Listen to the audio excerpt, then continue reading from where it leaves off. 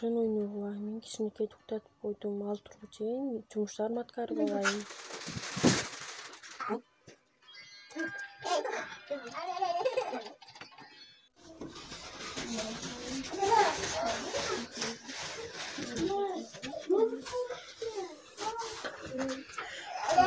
Эмне болду? Эмнеге ыйлаттыңар?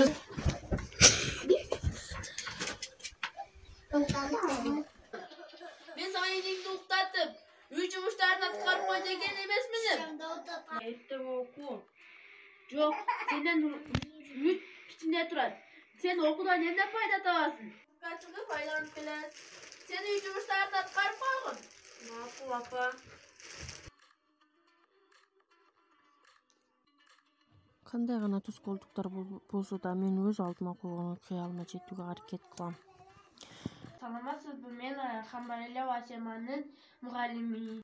Асема testten en жогорку baal aldı. Асема бюджеттик окууга